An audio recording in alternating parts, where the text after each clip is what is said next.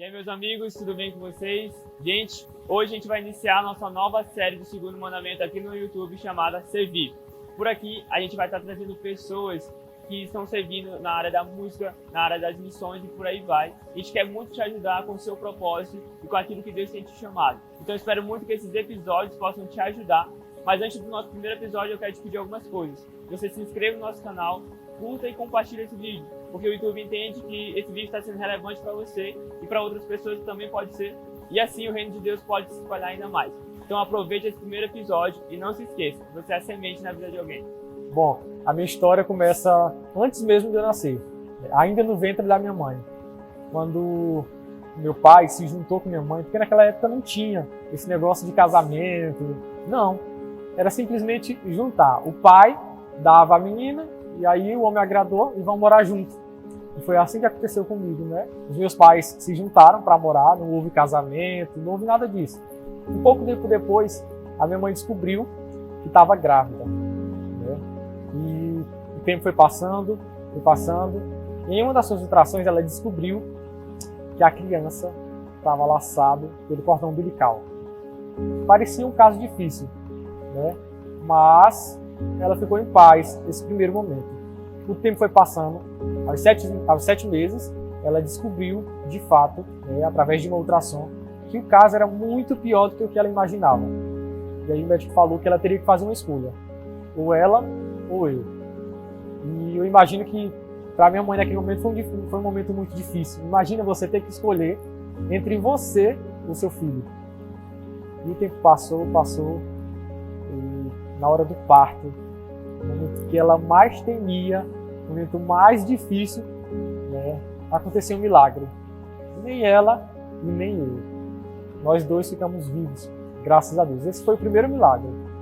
E eu cresci num lar muito difícil. Num lar muito difícil. Os meus pais brigavam muito. Cresci ouvindo brigas. E aí eu lembro que uma das coisas que eles mais falavam para mim, perguntavam era: quando nós chegarmos, quando você tiver 10 anos de idade, nós iremos nos separar. E você vai ter que fazer uma escolha. Você vai ficar com sua mãe ou comigo? E tanto eu ouvia isso dele quanto dela. Eu era muito pressionado. Imagina uma criança ouvir e ter que fazer uma escolha entre ficar com o pai ou com a mãe. E eu cresci ouvindo isso todos os dias. Me lembro que tinha noites que eu não conseguia dormir, porque eu ficava pressionado. Eita, eu vou ter que escolher entre pai ou mãe.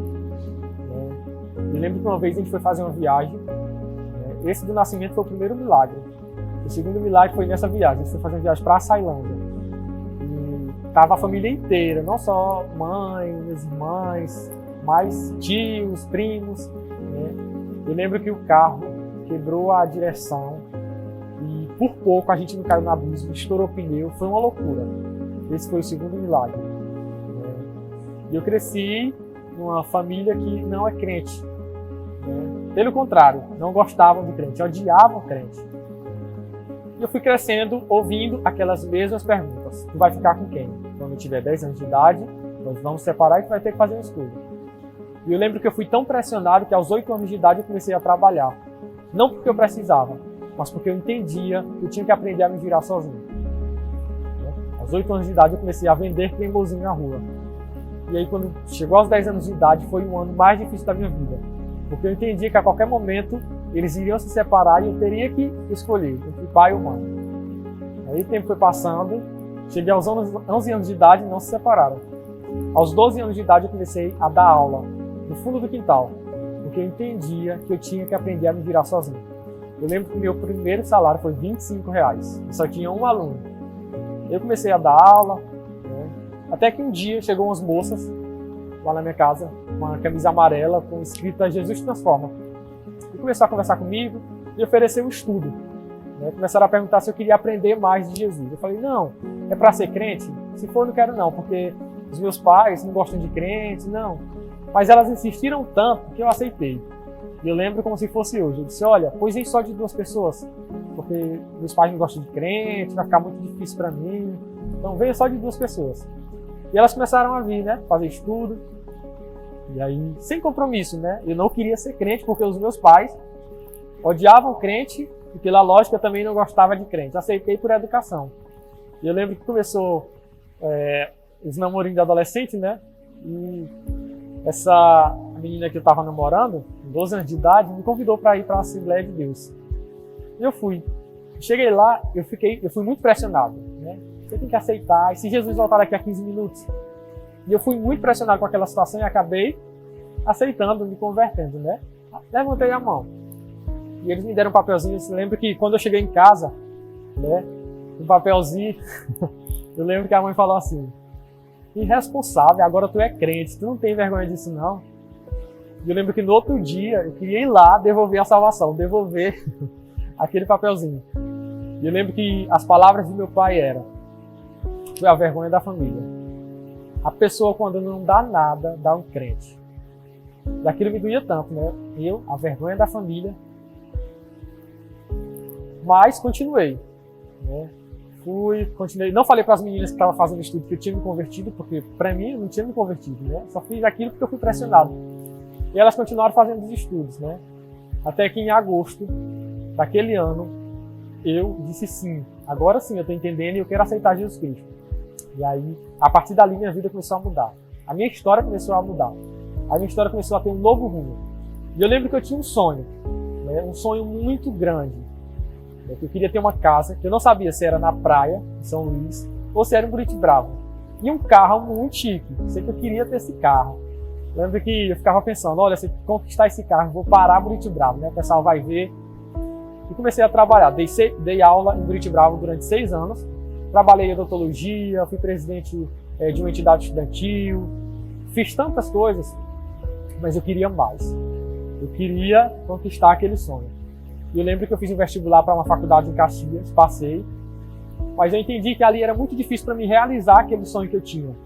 E eu decidi não fazer a faculdade ali, largar tudo, o emprego, e ir para São Paulo, né, em busca daquele grande sonho que era ter um carro e uma casa. E aí, chegando em São Paulo, com uma semana, eu consegui uma bolsa, né, na faculdade que a Geise Arruda ficou famosa. E fiquei muito feliz, vou estudar e tal, agora tá mais perto de realizar esse sonho. Com um mês, eu consegui entrar numa empresa muito grande. Uma empresa muito grande, uma das maiores multinacionais do mundo hoje. E aí eu comecei nessa empresa como líder de vendas. Foi um processo muito difícil, né? E eu lembro que eu tive muita resistência na faculdade, por ser nordestino, né? Eu tive que conquistar um espaço. E aí consegui esse emprego, que era muito difícil, já foi um passo. E comecei como líder de vendas. E eles viram que eu me desenvolvi bem na empresa, me destaquei, e com 6 meses eu fui promovido a subgerente. Estava ganhando muito bem.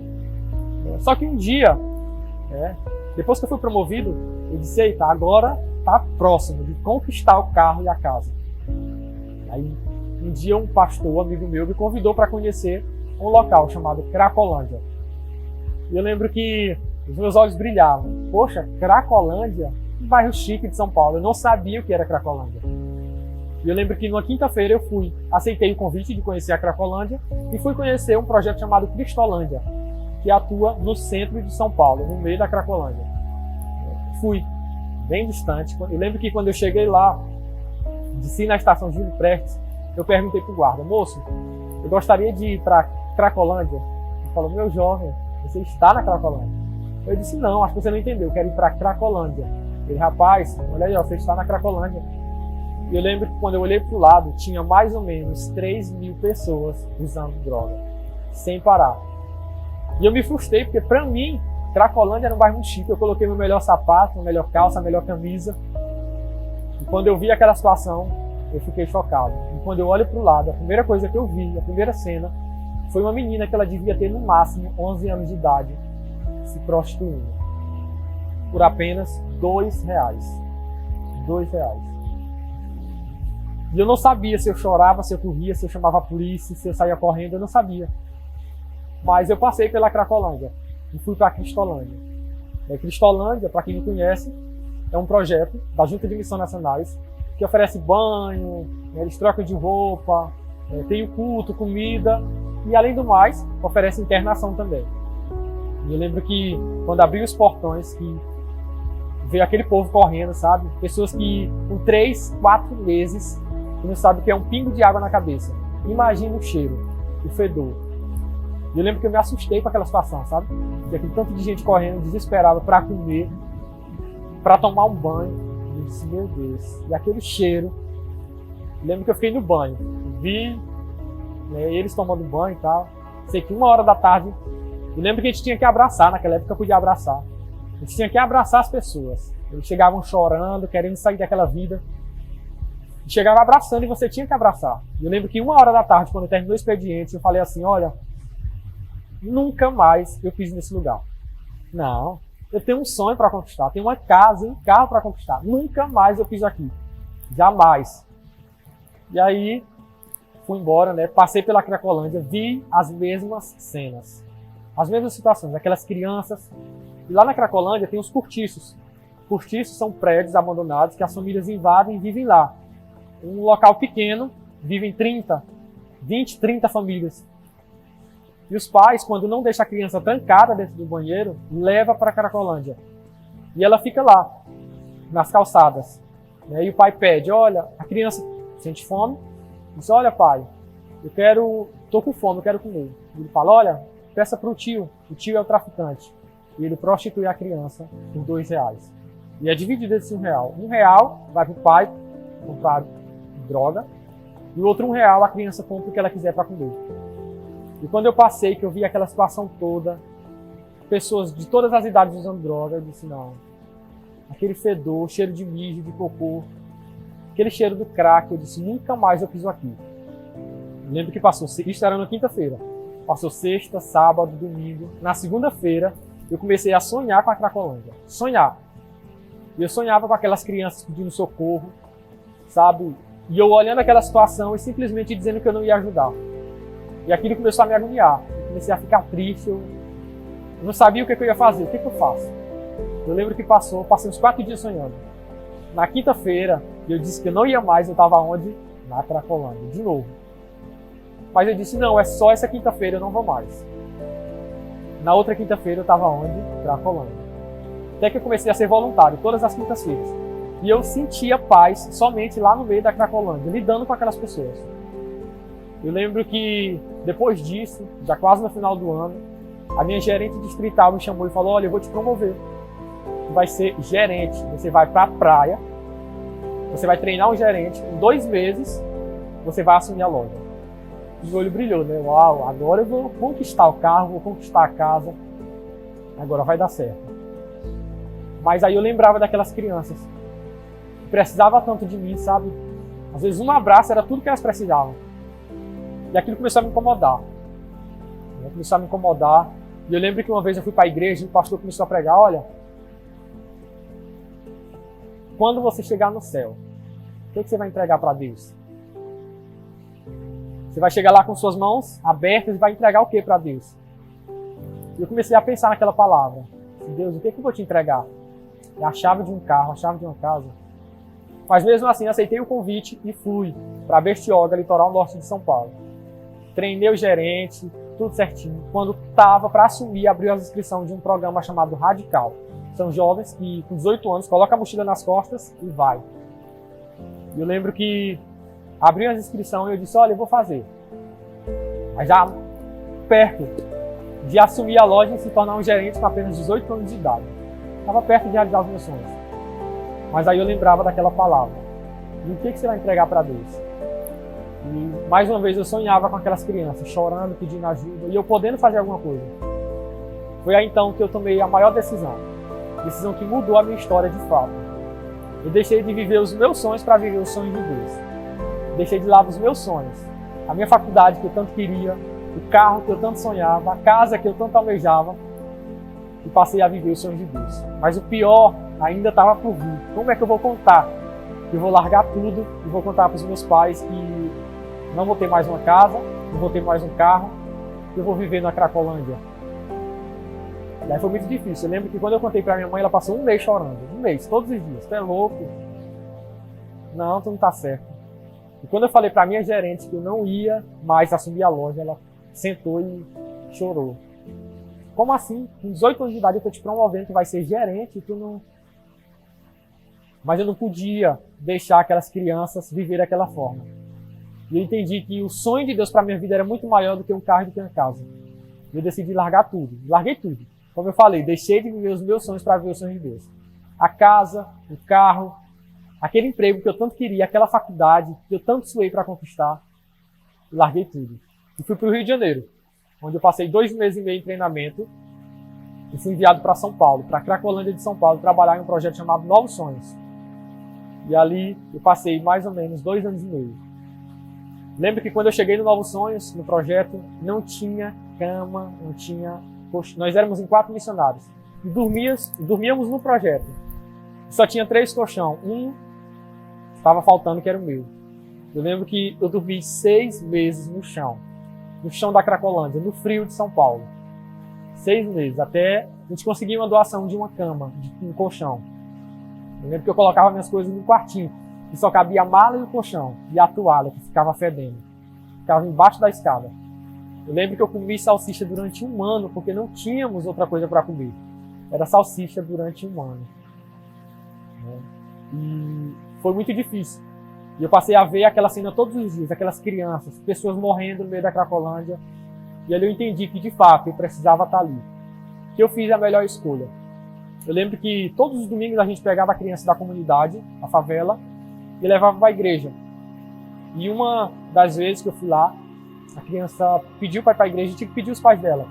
E quando eu entrei no beco, ela falou, olha, tio, não precisa ter medo.